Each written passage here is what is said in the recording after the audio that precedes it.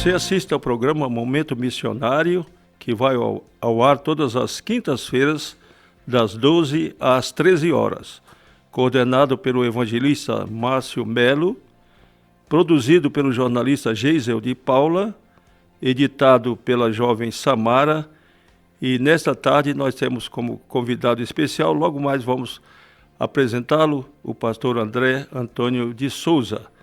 E o nosso tema vai girar em torno do evangelismo, discipulado e missões transculturais.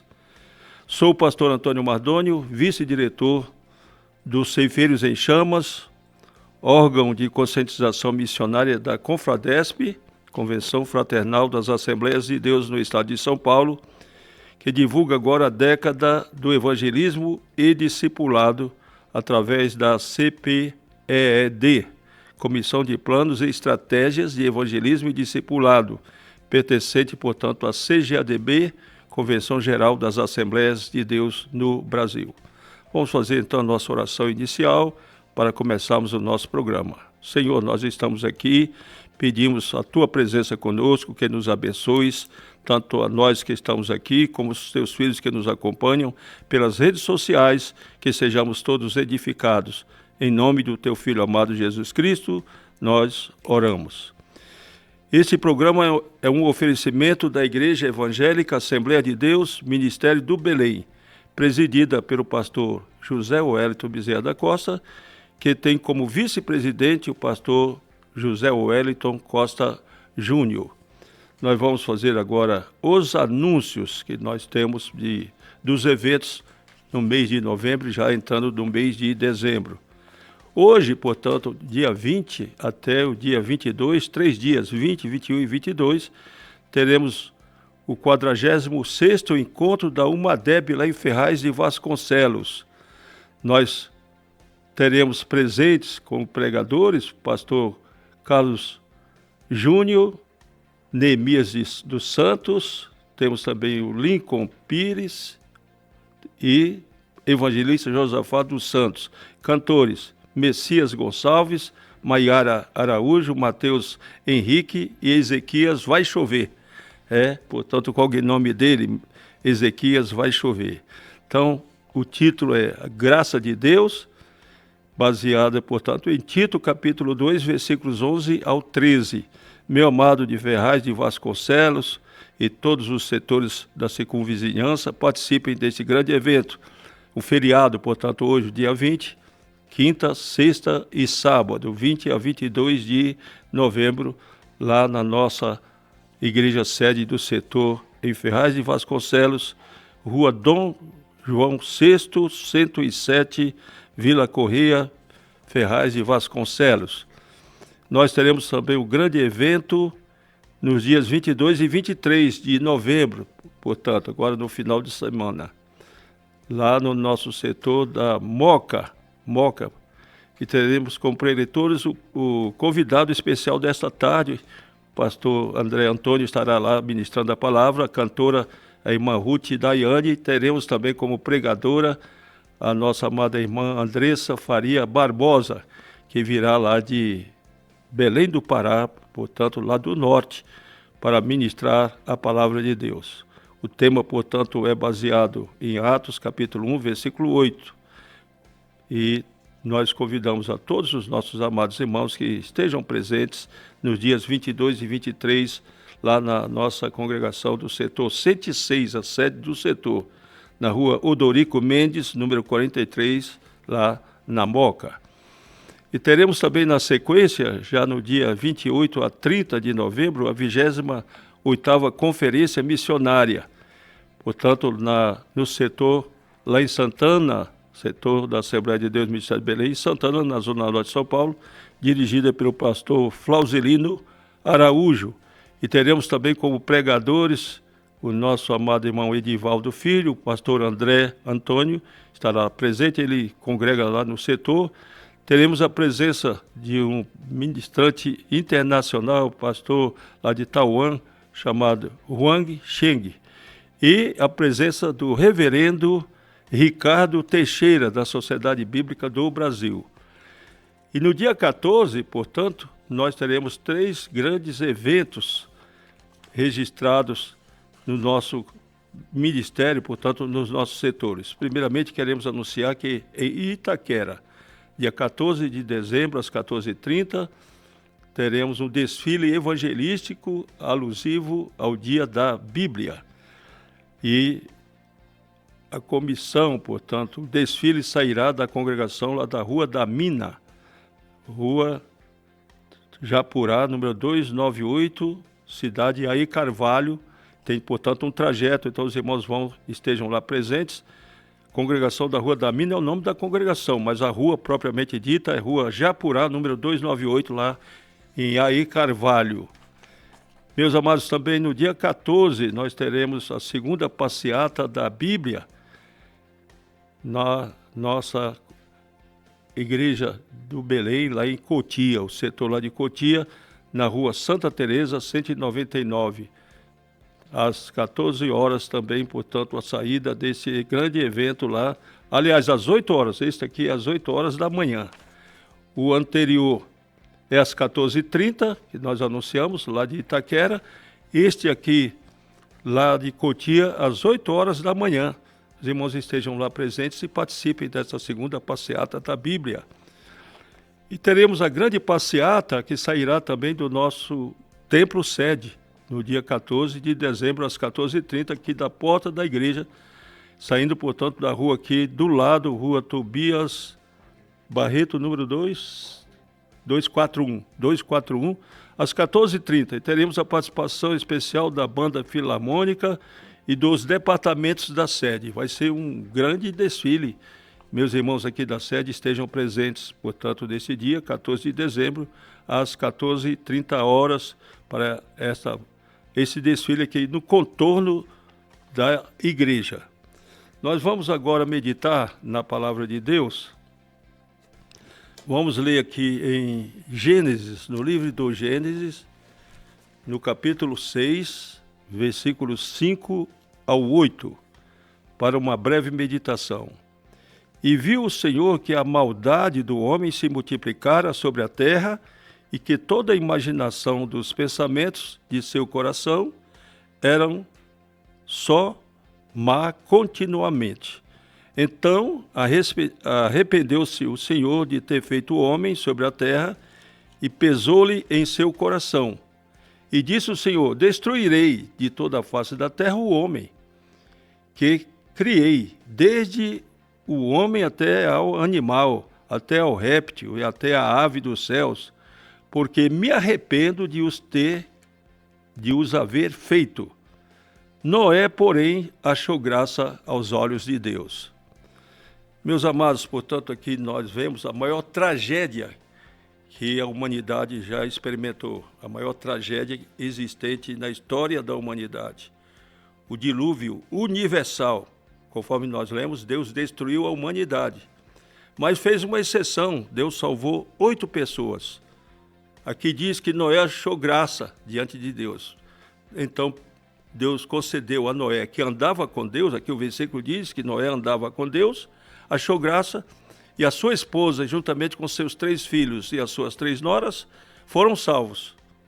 Meus amados, aí que eu quero falar, nós hoje comemoramos o Dia Nacional da Consciência Negra.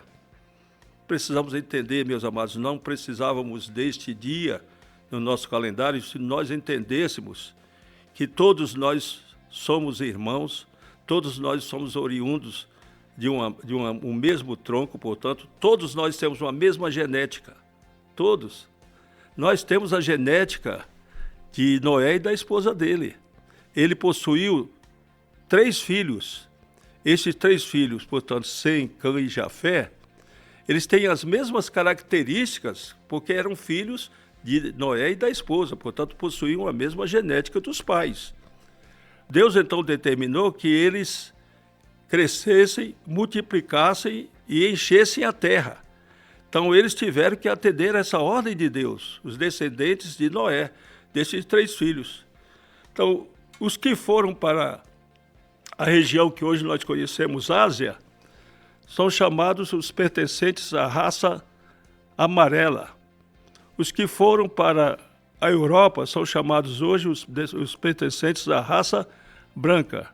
E os que foram para a África são chamados, portanto, pertencentes à raça negra. Mas, meus amados, para Deus não vale a cor coisa alguma. Para nós, a nossa cor não tem valor algum. Nós somos filhos de Deus, nós aceitamos a Jesus, nós sabemos em quem temos crido. Nós vamos viver a eternidade com Jesus. Então nós devemos entender que foi a incidência dos raios solares que criaram essa constituição das raças. A incidência. Quem nasceu na Europa e viveu na Europa, aquele grupo que foi para a Europa, pelo fato de ter pouca iluminação do sol durante o ano, tem mais, portanto, frio e mais escuridão do que claridade lá na Europa, as peles ficaram brancas. Os que foram lá para a Ásia, que teve, portanto, o clima intermediário, tiveram as peles amarelas. E os que foram para a África, por causa da grande incidência da melanina, ficaram com a característica da pele escura. Meus amados, então entendamos, nós somos todos cetistas, porque havia duas civilizações que Deus destruiu, a civilização chamada caimita e a civilização chamada cetista. Essas duas civilizações não podiam se misturar, Deus proibiu a miscigenação dessas duas civilizações. Mas eles desobedeceram a Deus e eles se juntaram. E até diz, portanto, na Bíblia, que os filhos de Deus olharam para as filhas dos homens, gostaram das filhas dos homens e geraram nelas até gigantes. Esses filhos de Deus não são os anjos, como muitos dizem. Os filhos de Deus são, portanto, os descendentes de Sete, são os setistas, que se misturaram com os caimitas, os descendentes de Caim. Deus, então, destruiu e eliminou o homem da face da terra, com exceção, como dissemos, dos 8. Noé, a esposa. Noé era cetista, a esposa era cetista, os 3 filhos, portanto, cetistas, e as 3 noras cetistas. Então, todos nós, habitantes da terra, somos cetistas. Todos nós, da face da terra, temos a mesma origem. Meu amado, então vamos orar a Deus para que não sejamos preconceituosos, não sejamos racistas, nós vivamos dignamente como irmãos, fazendo a obra de Deus, ganhando almas para Jesus. Inclusive, nós evangélicos agradecemos muito, mas muito a Deus em usar o missionário, o pastor William Joseph Seymour. Ele era negro, filho de escravos, e era cego de um olho. Ninguém dava valor a ele, mas Deus deu a ele um grande valor, que é Deus que nos valoriza, é Deus que nos capacita. Então, William Seymour foi perseguido por causa da cor. Até queimaram a sua igreja, crentes da cor branca, queimaram a igreja dele. Uma igreja que era de origem africana, foi incendiada. Ele começou, portanto, o grande movimento pentecostal. Nós estamos aqui porque Deus o usou, Deus o escolheu. Meu amado, então vivamos em união, amemos uns aos outros, conforme Jesus disse, amar a Deus sobre todas as coisas e ao nosso próximo como a nós mesmos. Não haja, portanto, preconceito, não haja racismo e não haja identificação de cor. Nós não temos cores, nós somos filhos de Deus e a cor que nós vamos receber padrão logo mais lá na glória, quando seremos revestidos de glória. É a cor da glorificação que vai nos identificar para vivermos eternamente com Cristo. Obrigado, meu amado, pela sua participação. Nós vamos agora assistir ao quadro Missão em Foco, apresentado pelo jornalista Dário Nascimento. Missão em Foco. A perseguição aos cristãos na China. 3 líderes cristãos da igreja Feng Sheng foram presos novamente pelas autoridades chinesas na cidade de Xi'an, sob acusação de fraude. Os pastores Liang Xiuliang, Liang Shengmian e o membro Fu Juan foram detidos pela 1ª Divisão do Departamento de Segurança Pública Municipal. O caso reacende as preocupações com a liberdade religiosa na China, especialmente entre as igrejas domésticas não registradas. A prisão foi autorizada pelo Tribunal Distrital de Baquiao e os líderes estão detidos no centro de detenção do distrito de Weiwang. Essa não é a primeira vez que eles enfrentam acusações semelhantes. Em 2022, foram presos pelo mesmo motivo e permaneceram quase 3 anos sob custódia antes de serem libertos mediante fiança em abril de 2025. O pastor Lian Sheng Nian, de 71 anos, foi levado novamente mesmo estando sob cuidados médicos devido à saúde fragilizada. A igreja divulgou nota afirmando que o caso já havia sido julgado em julho de 2025, mas sem veredito, e que a nova prisão durante a espera da decisão é chocante e injusta. A comunidade cristã local considera o episódio mais uma forma de repressão estatal. A organização ChineAid denunciou o caso internacionalmente, pedindo ao governo dos Estados Unidos que pressione a China a respeitar os direitos humanos e a liberdade religiosa. Segundo a Portas Abertas, a China ocupa atualmente o 15º lugar no ranking mundial de países onde os cristãos são mais perseguidos, cenário que reforça a urgência de orações e ações diplomáticas em defesa da fé e da justiça naquele país. Com informações do The Christian Post e ChineAid, Dário Nascimento para a Rádio ADFM 88.7.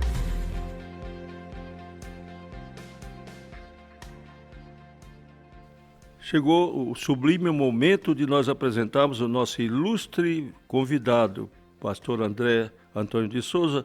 É formado em Psicologia Social e Teologia, com pós-graduação em Ensino Religioso e mestrando em Teologia.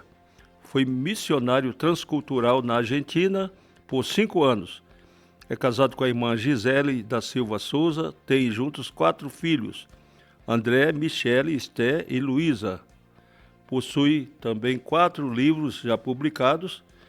Pastor André, meu amado, seja bem-vindo, no nome do Senhor Jesus, ao nosso programa Momento Missionário. Amém, amém. Uma alegria poder estar aqui, pastor. Louvamos a Deus, né, por essa oportunidade de estar e bom, que possamos desfrutar desse tempo, né, para a glória do nome do Senhor Jesus, dando aqui também bem-vindo a todos os irmãos que estão na audiência, né, nesse dia feriado, uma quinta-feira, que Deus possa continuar abençoando aí a tua vida, o teu lar, e que o Senhor possa nos abençoar nesse momento, em nome de Jesus. Maravilha, então nós vamos começar o bate-papo fazendo a primeira pergunta. Pastor André, como se deu sua conversão, por gentileza, minha amada? Então, pastor, eu gosto de falar nisso, porque existe uma frase que diz que quem ganha uma criança, para Deus ganha uma vida inteira, não é? Para o Rei de Cristo. E a minha conversão se deu na infância, né? Obviamente que passa pela história da conversão da minha família. Minha mãe entrou numa igreja numa quinta-feira, né, e aceitou a Jesus. Eu estava nos braços dela, eu era um bebê, e ali ela já teve a primeira aula de discipulado. Ela aprendeu que o filho deveria ser apresentado ao Senhor e não batizado, já que o meu batismo na Igreja Católica estava agendado já. Então, esse agendamento foi cancelado e eu fui consagrado ao Senhor, né, ali antes de completar 1 ano de vida. Cresci nesse ambiente, já dentro do setor 4, onde pertenço até o dia de hoje, para a glória do nome do Senhor Jesus, né? E nas aulas da Escola Bíblica Dominical se deu a minha conversão. Diz que o filho de crente, ele não é neto de Deus, né? Ele tem que se converter também, ele precisa ter um encontro com Cristo. E o meu encontro com Cristo foi na minha infância. Então eu me lembro com muito carinho de uma professora da Escola Bíblica Dominical, a irmã Loide, que nos apresentou a Cristo, e foi neste cenário que eu tomei minha decisão por Jesus ainda na minha infância. E isso ficou muito claro no meu coração, não somente a conversão em Cristo, mas também eu entendi desde muito cedo que eu deveria falar de Jesus para outras pessoas, né? Lá naquele tempo, o pastor da congregação era o saudoso irmão Salvador, na congregação do Jardim Tremembé. E o trabalho de evangelismo era muito ativo, e eu, como criança, participava também do trabalho de evangelismo. Então, a minha conversão ela se deu aí nesse cenário, né, na infância, escola bíblica dominical, a tia, né, a tia Loide, que dava as aulas da escola bíblica, e enfim, foi nesse contexto aí a minha conversão. Maravilha. Agora, como se deu sua chamada missionária? O povo de fala espanhola era a sua prioridade, portanto, mantendo um desejo de evangelizar os países na América Latina? Então, desenvolvendo aí, quando eu completei 7 anos de idade, pastor, eu tive minha primeira oportunidade, por exemplo, para pregar em um culto de quinta-feira. Preguei 25 minutos, né? Já em uma outra congregação, né, que posteriormente meu pai se converteu, nós mudamos para a congregação de Furnas, né? E na congregação de Furnas nós vivemos assim momentos muito, muito gloriosos na experiência da evangelização, né? A igreja muito ativa no evangelismo e também recebendo missionários. E eu me lembro que nós recebemos o missionário Geraldo Lopes, me lembro muito bem do seu nome, depois nunca mais tive contato com ele, e ele era oriundo de Guatemala. E o meu pai hospedou esse irmão em casa. E ali conversando com ele, e ali a chama de missões acendeu no meu coração de uma maneira que eu tinha certeza de que em algum momento eu participaria de uma forma mais plena e ativa em missões. E o setor 4 também, ele sempre foi muito ativo em missões, né? Nós estamos agora comemorando a 28ª Conferência Missionária. Então, nessas conferências, sempre com muita informação missionária, recebemos, entre essas 28 conferências, pelo menos 10 delas, o pastor José Satírio esteve presente, né? Era praticamente um sim ou um não, ele estava ali conosco, né? Então, desde a minha infância, as missões foram entrando em o nosso coração.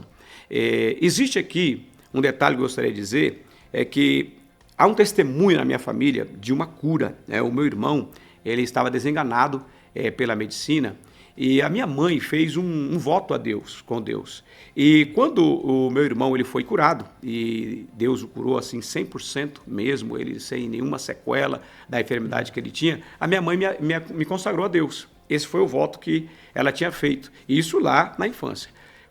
Quando eu mencionei aqui que eu preguei aos 7 anos de idade, nesse dia Deus usou uma pessoa em profecia para minha mãe, confirmando aquela entrega que ela tinha feito ainda quando eu era bebê. E falando sobre essa questão né, das nações. Então Deus recebeu essa entrega e, através dessa mensagem profética, confirmou ali no coração dela. E aí, somando-se a essa experiência, como eu acabo de mencionar aqui, do missionário Geraldo Lopes, né, que trouxe ali uma experiência em casa mesmo, né, porque ele foi recepcionado em casa, somado às conferências missionárias do setor, que foi infundido missões nos nossos corações, eu tinha certeza na minha adolescência que eu seria um missionário transcultural. Quando eu completei 19 anos de idade, eu fiz a minha primeira viagem missionária transcultural, doando as minhas férias para missões. Eu sou um defensor dessa tese, né? Eu falo sobre isso, que todo crente deveria doar pelo menos uma de suas férias para o campo missionário transcultural, né? E eu fiz isso quando eu completei 19 anos de idade, no ano de 1999, mês de julho, eu estive em Pedro Juan Cavalheiro visitando o então missionário Wagner Tito, que era missionário do setor 4 naquele momento. Então eu falei com o saudoso pastor Evandro Souza Lopes, que era o nosso pastor setorial naquele momento, ele nos apoiou e eu fui ter essa experiência ali. Nesse momento de experiência missionária, 17 dias eu fiquei ali, eu escrevi um diário, dia a dia, a minha experiência, o que acontecia ali. E uma madrugada daquela, Deus me visitou, me deu uma visão, eu escrevi essa visão, inclusive essa visão ela se transformou num livro, que é uma das 4 obras que foi mencionada aqui no início, né, que é o Missio Dei, e isso ficou ali, né, sendo trabalhado no meu coração, nos projetos que a gente desenvolvia como líder de mocidade no setor 4, durante o período de 5 anos eu fui líder de mocidade no setor, nas congregações que fomos passando, até que chegou o momento que nós passamos pelo crivo missionário aqui no Belém, no ano de 2008, no começo do ano, e no dia 19 de maio nós fomos ali com a minha família para Ezeiza, para a Argentina, onde missionamos por 5 anos. Oh, maravilha! O senhor tem sua origem, portanto, no setor 4, lá em Santana, no bairro, portanto, da Zona Norte. O evangelismo e a missão sempre foram uma referência naquela localidade? O irmão já respondeu mais ou menos que o pastor Evandro abraçava, tinha paixão pela missão. Isso, sim. Vamos confirmando para nós, por gentileza? Sim, exato. Então, tanto a nível setorial, não é? O pastor Evandro, ele sempre defendeu, né, essa causa, era muitos... Bom, a década de 90, eu acredito que não só o setor 4, né, eu acho que o Brasil ele foi assim impactado, né, a conhecida e chamada década da colheita, né, que o IBGE reconhece como a década de maior crescimento, né, da igreja evangélica, especialmente da nossa denominação, nessa nação, e a igreja estava na rua, né, era 6 da manhã, era o matutino, né, escola bíblica dominical. Depois, no nosso caso, jovens, o ensaio com a mocidade, que eram verdadeiros cultos, né? Eu vi muitos jovens sendo batizados com o Espírito Santo naqueles ensaios. Depois era correr em casa e um almoço rápido para voltar para o ar livre e o culto à noite. Isto foi uma realidade nessa década e, obviamente, que se estendeu. E o setor 4, não somente na gestão do pastor Evandro, né, mas depois, posteriormente, o pastor Daniel, também realizando muitas cruzadas evangelísticas, e hoje na pessoa do pastor Flausilino Araújo. Né? O setor 4 ele tem hoje um projeto, o projeto ID, que nós estamos desenvolvendo ali no setor juntamente com as congregações, e graças a Deus que o setor ele sempre foi muito envolvido com esta causa, não é? Da evangelização urbana, do trabalho missionário, não é? Sempre com esse foco. Então eu cresci dentro desse ambiente.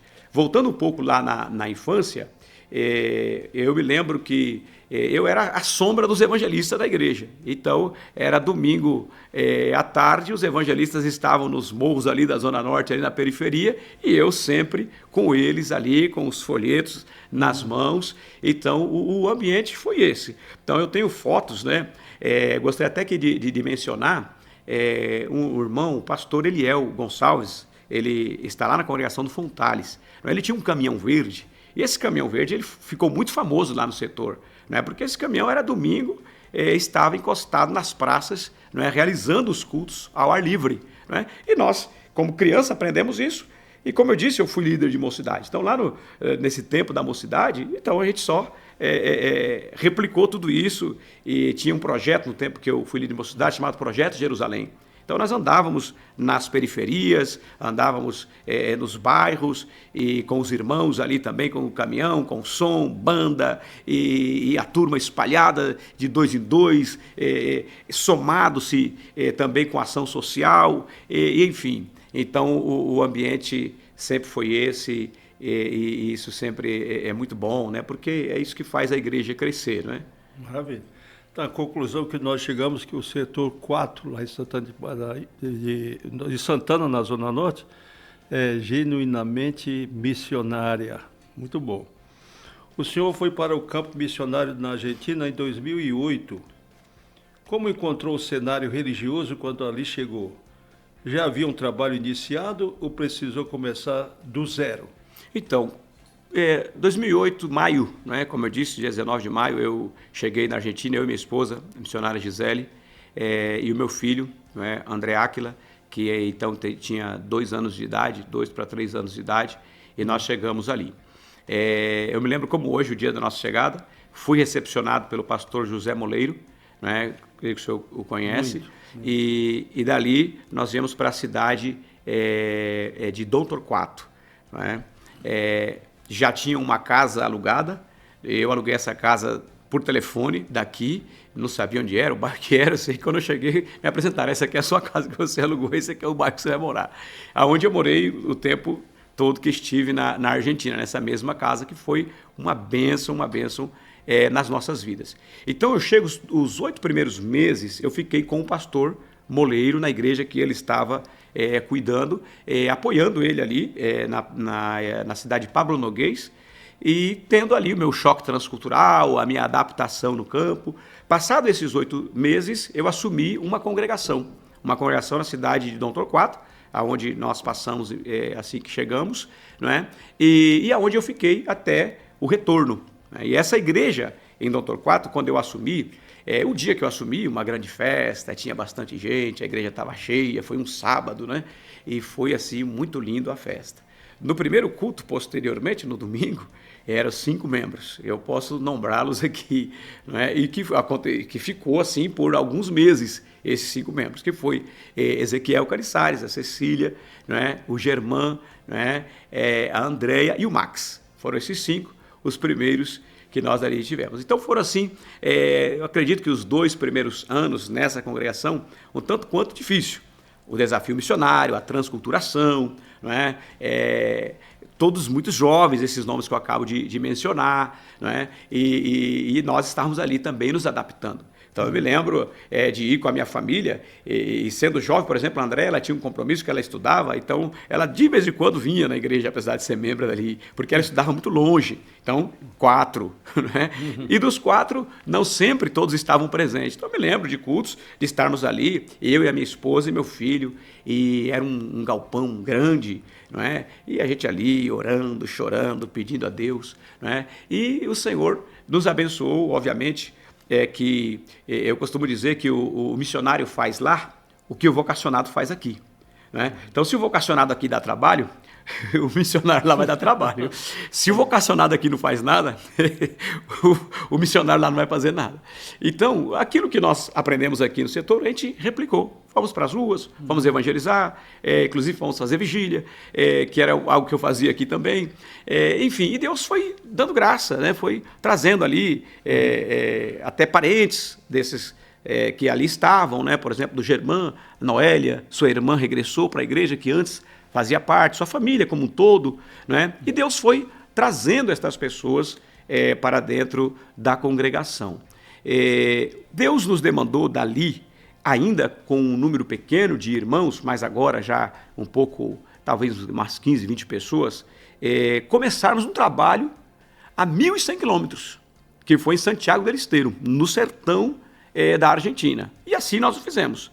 Então, no dia 9 de julho de 2010, fizemos a primeira viagem de expedição missionária para esse lugar e começamos ali a pregar a mensagem do Evangelho. Então, eu, em Buenos Aires, peguei uma igreja que já tinha, né, um histórico, mas assumo com esses 4 membros, né? E em Santiago del Estero plantamos de zero. Santiago del Estero nós começamos uma obra do zero. O lugar que nós chegamos, no departamento de La Banda, a localidade de Abra Grande, e nesse dia, 9 de julho, na Argentina, é feriado, por isso que eu me lembro muito bem, né? 9 de julho de 2010, nós começamos com a missão de entregar uma Bíblia por casa naquela região. O local Abra Grande, e Deus nos deu um slogan. E começamos a dizer sobre aquele lugar: Abra Grande, obra grande. Deus vai fazer uma grande obra aqui nesse lugar. E, de fato, aconteceu. Deus abençoou aquele trabalho, prosperou, a obra cresceu. Hoje, para a glória do nome do Senhor Jesus, Ezequiel Caniçares, que foi entre os 5, né, primeiros membros, ele hoje é o pastor lá em Buenos Aires. E o irmão Luiz, que posteriormente assumiu Santiago del Estero, continua lá fazendo a obra do Senhor, e hoje tem 12 igrejas ali na região de Santiago del Estero, onde não tinha nenhuma. E está acontecendo um verdadeiro avivamento. Até aproveito aqui para mandar saudações aqui para Ezequiel Caniçares, lá em Buenos Aires, e para o Luiz, lá em Santiago del Estero. Que Deus abençoe a vida de vocês. Vamos continuar firmes fazendo aí a obra do Senhor. Agora, pastor, só completando a pergunta aqui, a resposta dessa pergunta, no cenário geral, assim, da Argentina, a Argentina, não podemos dizer que é um país não evangelizado, mas é um campo missionário também. Muito fértil e precisa-se dessa presença, né? Nós temos lá a Comadar, né, que é a convenção de missionários da Assembleia de Deus ali, presidida hoje pelo pastor Nilton, e eles estão fazendo um trabalho glorioso ali naquele lugar. E quero aqui aproveitar e pedir, né, aos irmãos que orem, né, pela Argentina, que também passa por um momento político, social hoje, assim, de transformação, mas ainda um pouco complicado, mas a Argentina requer de nossas orações. E Deus tem feito um movimento espiritual naquela nação, e eu creio que nós vamos ter nossos irmãos aí bem avivados e uma igreja sempre e cada vez mais crescente, em nome de Jesus. Oh, maravilha! Em que difere, portanto, pastor André, o trabalho de uma igreja evangélica brasileira para uma argentina? Em que somos iguais e onde somos diferentes, portanto, fazendo a comparação da nossa igreja no Brasil com a igreja argentina, mesmo dentro do movimento pentecostal, dentro da Assembleia de Deus lá e aqui. Uhum. Então, eu acredito, pastor, que está bem relacionado às questões assim culturais também, né? Cultural e social, né? Uhum. Eu acho que o que nós somos como brasileiros, né, como cultura, isso reflete muito dentro da igreja, né? O Brasil é um país que em sua formação, né, nós temos aí 3 grandes influências, né, que a migração, né, europeia, né, dos conquistadores, né, os chamados conquistadores, os nativos, né, os indígenas e os africanos que foram trazidos para aqui, e nós temos depois, historicamente, também as portas abertas para os imigrantes, o que faz do nosso povo um povo muito misto, né? Um povo muito dado, alegre, né? Comunicativo. E você vai para a Argentina, e culturalmente falando, eles têm outra característica. E isso também reflete no cenário igreja, né? Obviamente, né? Porque as pessoas estão entrando ali, se convertendo, entrando para a igreja. Então, na Argentina, nós temos assim, eu posso dizer da experiência que eu tive, né, com a igreja na Argentina, obviamente a base doutrinária, né, a palavra de Deus como cêntrica, né, dentro da igreja, mas na prática, por exemplo, da própria liturgia, nós já temos diferenças, né? E aqui até abrindo um pouco ao público que hoje eu estou servindo, né? Eu estou aqui de propósito com essa roupa aqui, porque essa roupa representa o povo que eu trabalho hoje, né? Que são os nossos irmãos imigrantes que estão aqui na cidade de São Paulo. Então, em termos litúrgicos, existe diferença, né? Eu vou dar aqui um exemplo para isso. Eu me lembro que em um culto lá em Buenos Aires, no Torquato, terminado o culto, um grupo de irmãos me cercaram na porta da igreja. Pastor, queremos falar com o senhor. Eu digo, pois não. E aí uma irmã tomou a liderança da fala e aí ela me diz assim, pastor, nós queremos saber por quê que quando está o melhor momento do culto, o melhor momento da nossa reunião, que nós estamos ali nos alegrando e Deus, o senhor termina o culto, dá a bênção e manda a gente embora. Aí eu parei, falei, peraí, cosmovisão brasileira. Uhum. Cosmovisão brasileira. Assim, eu estou... Dá para imaginar o que estava acontecendo? Dava 9 horas da noite, o que eu fazia? Acabava o culto. Mas por que eu acabava o culto 9 horas da noite? Porque eu aprendi aqui. Exatamente. Não é? Só que a pergunta é, como missão transcultural, será que lá eu tenho que terminar o culto 9 horas da noite? Não é? Por exemplo, a cultura argentina, eles são muito noturnos. Então, acaba o culto, ninguém tem pressa de ir embora. Né? Na cultura argentina tem um mate, né? Eles gostam de tomar o mate. Então acabava o culto, os irmãos vão para a porta da igreja tomar mate, conversar. Então, na cultura deles, aquilo ali não encaixava. Aí eu falei, poxa vida, eu acho que eu não tenho que acabar o culto 9 horas. Eu acho que eu tenho que orar mais aqui com os irmãos, deixa da 9h15, deixa da 9h20. Então, aqui para o senhor ter um exemplo, né, desta questão. Então, e aí eu fui cada vez mais aprendendo, né, que o que é igual? A doutrina. O que é igual? A mensagem do Evangelho. Né? Essa mensagem gloriosa que nós aprendemos. Jesus Cristo salva, cura, batiza com o Espírito Santo e breve voltará.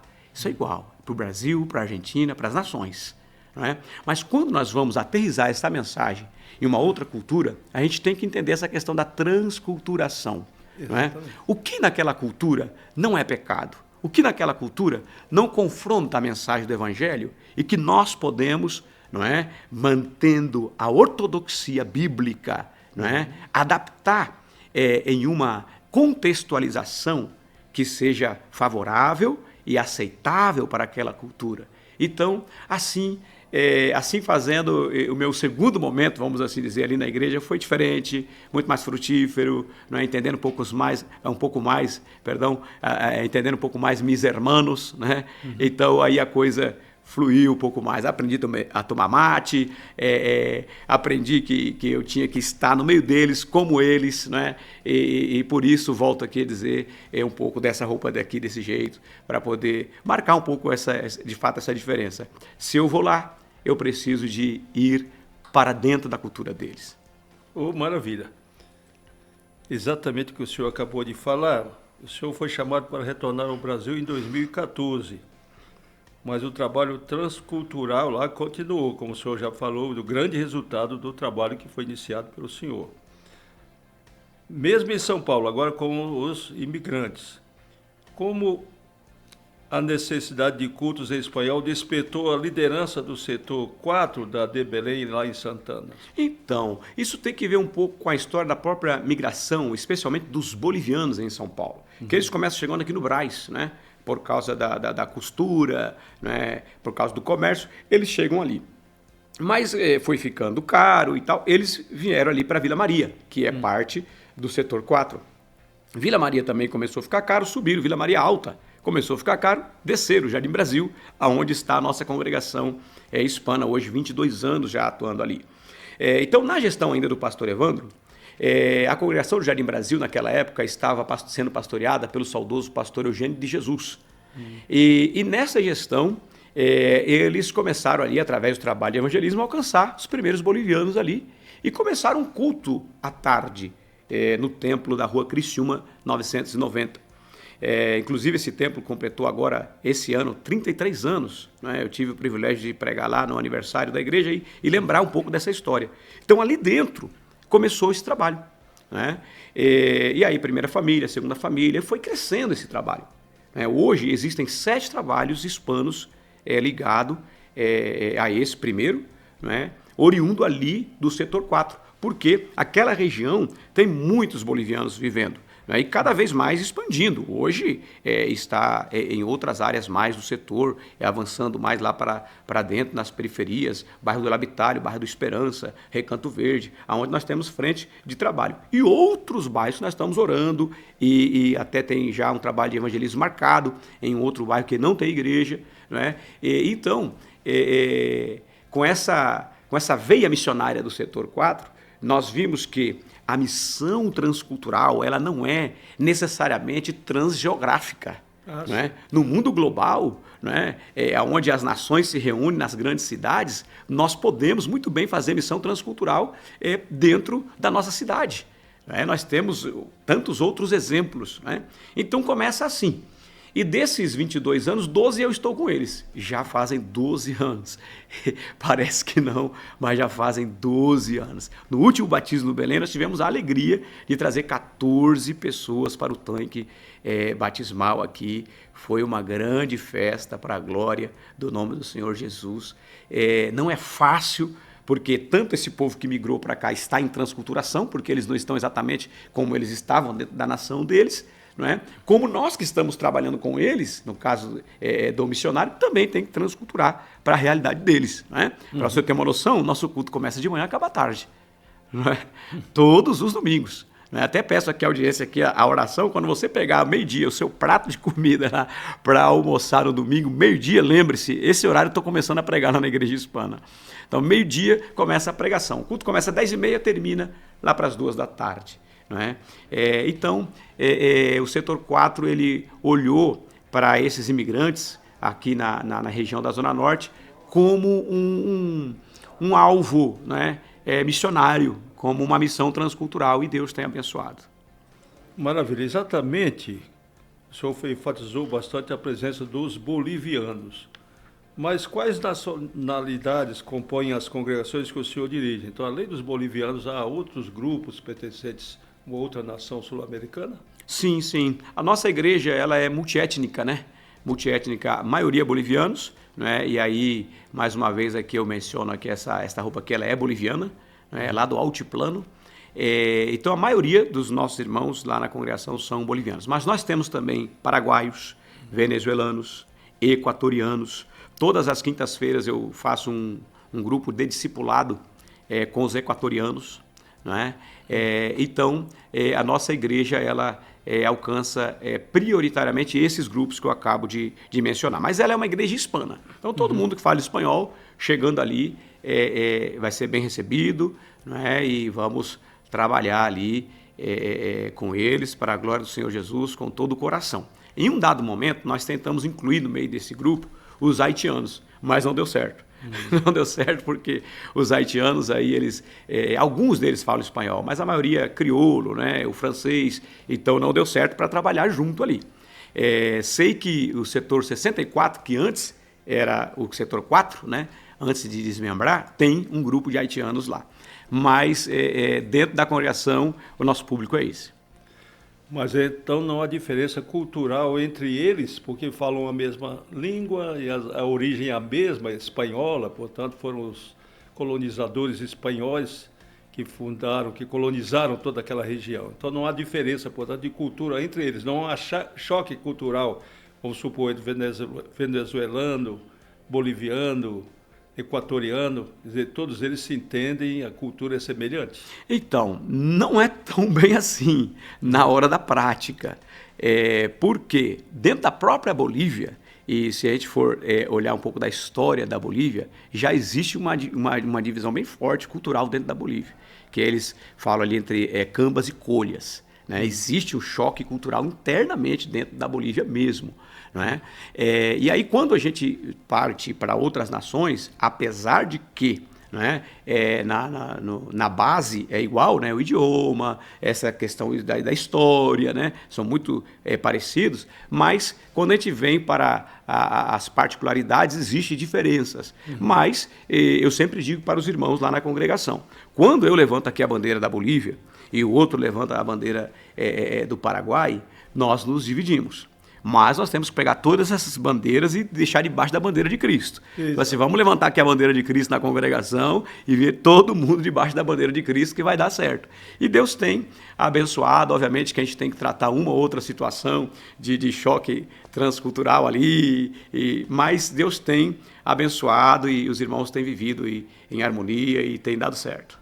Que eles relevam, portanto, né? Diz, olha, nós servimos a Deus, nós estamos debaixo de uma mesma bandeira, somos irmãos em Cristo Jesus. Isso. Maravilha. Pastor André, rapaz, que papo gostoso. Nós estamos, pena que o tempo já vai concluído, nos determinando o fim do programa. Mas queria que o senhor falasse um pouco sobre os projetos para o ano de 2026. Amém. No ano de 2026, nós estamos aí orando. Deus colocou no nosso coração, já apresentei para o pastor setorial, um projeto em base do conselho de Jetro, né, para Moisés, e Deus colocou no nosso coração 10 maiorais de 10. Consiste-se em 10 líderes que vai levantar 10 equipes para 10 projetos. Então são 10 líderes, 10 equipes de 10 e, pelo menos, né, e 10 projetos. E esses projetos estão focados, inclusive a temática da nossa conferência missionária vem como plataforma para isso. Então, por exemplo, um desses projetos é alguém que já está trabalhando com capelania, o pastor Agostinho vai estar conosco lá na nossa conferência. Então, esta pessoa está desafiada a levantar pelo menos 10 pessoas para a capelania e nós avançarmos para outros hospitais da região ou presídio. Um outro projeto é a questão de dependentes químicos, pessoas que estão marginalizados. Então, já tem um líder que está levantando já uma equipe que estará trabalhando com essa frente também no ano que vem. E nós temos uma outra equipe para trabalhar com os imigrantes, nesses bairros onde não tem ainda as igrejas. E assim sucessivamente. São 10 projetos, 10 líderes, 10 equipes, 10 projetos. Essas equipes já estão sendo formadas, nós já estamos em um processo de oração agora, dia 21, nós temos uma vigília em base para esse projeto em si, enfim. Então, para o ano que vem, a ênfase será esses 10 líderes, esses 10 grupos e esses 10 projetos de missões. Entre eles, estamos levantando também pedagogos. Olha que coisa interessante. Nós vamos receber na conferência aqui uma pessoa que é do mundo árabe, não é? Que está aqui também na Zona Norte de São Paulo e que precisa de aprender o português. Então, nós estamos levantando uma equipe de pelo menos 10 pedagogos que vai trabalhar com esse pessoal do mundo árabe para ensinar português através da Bíblia. Então, entre esses 10 projetos, nós estamos indo em várias frentes de ação. Peço aqui oração, nós sabemos que é algo assim que requer, né, muita oração. Então, peço oração aqui da audiência, os nossos irmãos, ore por esses projetos, os 10 maiorais de 10. Esse é um dos projetos, né? Tem outros, mas vamos ficar nesse aí. Oh, maravilha. Nós vamos assistir ao quadro Jornada de Fé, apresentada pelo pastor Caramuru. Por gentileza, vamos ouvi-lo falar sobre esse quadro.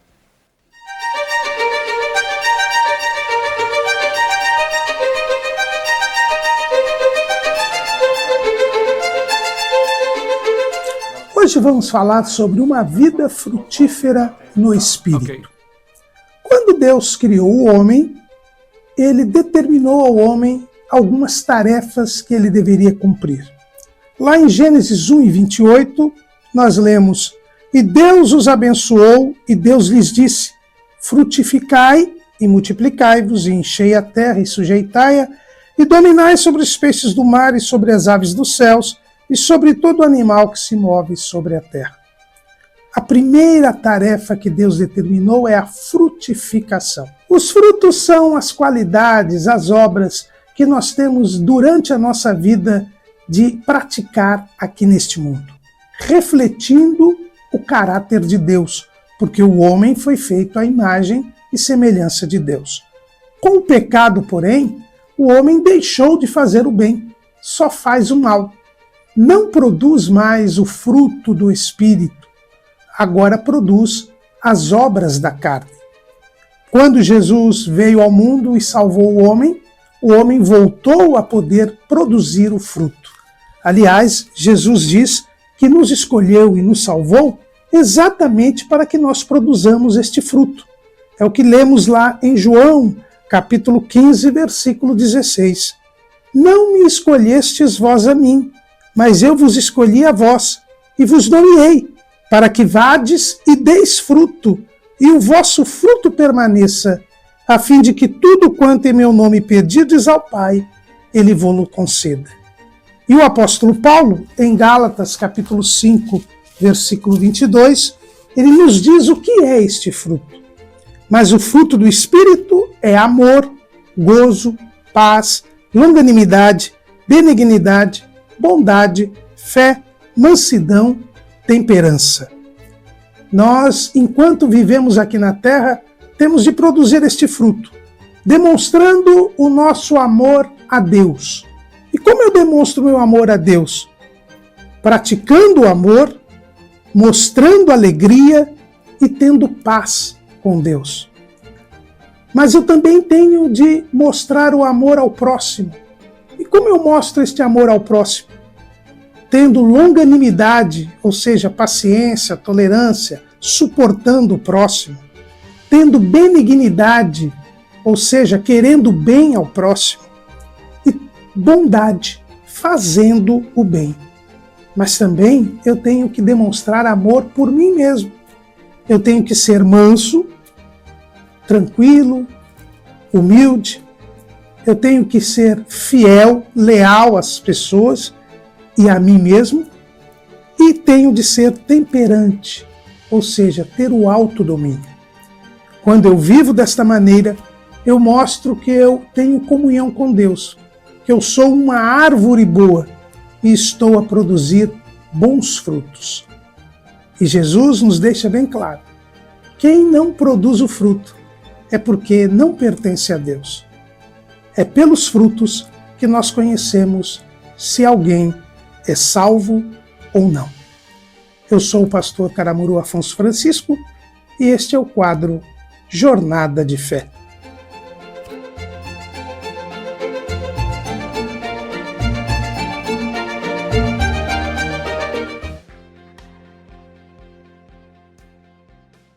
Nós somos graças a Deus por termos conosco nesta tarde o pastor André, que nos falou a respeito da grande obra missionária transcultural.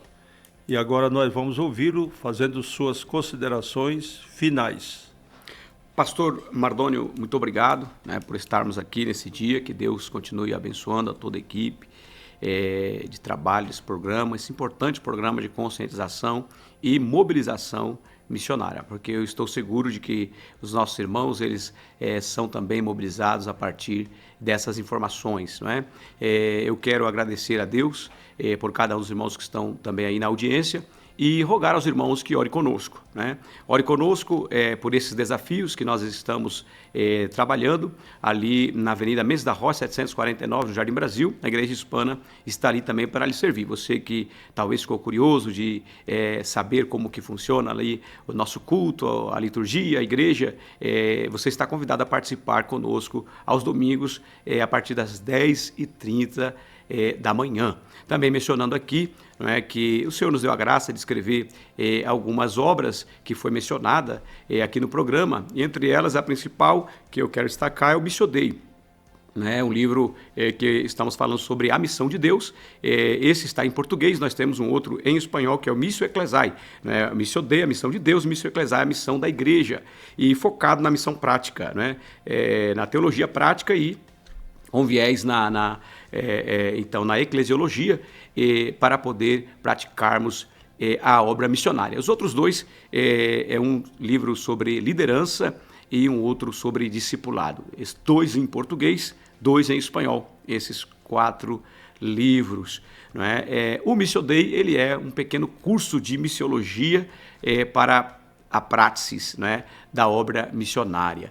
E sobre tudo isso, nós pedimos e rogamos as vossas orações, né, lhe convidamos também para a 28ª Conferência Missionária, né, que já foi dito aqui no começo do programa, né, 28, 29 e 30, ali na Rua Paulo de Avelar, número 75, na Parada Inglesa. E aqui a nossa gratidão a Deus, né, aos nossos pastores presidentes, pela oportunidade de servir no reino de Deus, né, o pastor Zé Wellington Júnior, e o nosso pastor setorial, o pastor Flausilino, que Deus continue abençoando, e muito obrigado por estar com as mãos estendidas, nos apoiando para poder fazer esta obra. Muito obrigado, pastor, muito obrigado, meus queridos irmãos, em nome de Jesus, e ore conosco.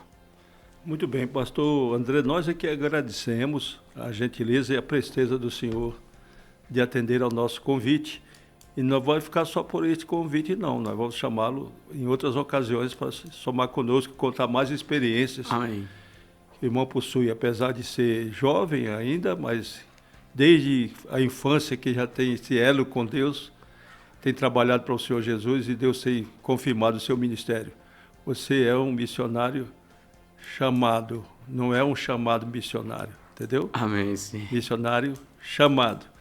Meu amado, você pode nos acompanhar através das redes sociais, no Instagram, no @Rádio ADFM, também no Facebook, Rádio ADFM 88.7, YouTube, TV ADFM 88.7 São Paulo, e o aplicativo da rádio. Você deve colocá-lo no seu celular e tenha a nossa programação durante 24 horas, onde você ouvirá músicas edificantes e também mensagens que edificam. E o WhatsApp também, para você entrar em contato com a rádio e fazer sua solicitação. O número é o 11 de São Paulo, 2081-0475. Repetindo, 2081-0475. Senhor, muito obrigado por esta oportunidade que nos concedeste de realizarmos mais este programa Momento Missionário, que todos nós tenhamos sido edificados pelo que ouvimos do teu servo que esteve conosco, o pastor André, que abençoes mais e mais o teu filho, que esta bênção seja extensiva também à sua esposa e aos seus filhos e ao seu ministério. E a todos aqueles irmãos de origem, portanto, hispana, que estão conosco no Brasil e que são assistidos por ele. Que possa crescer o número daqueles que ainda vão se converter, e o teu nome seja sempre louvado e glorificado. No nome do Senhor Jesus, nós oramos. Amém. Amém. Amém.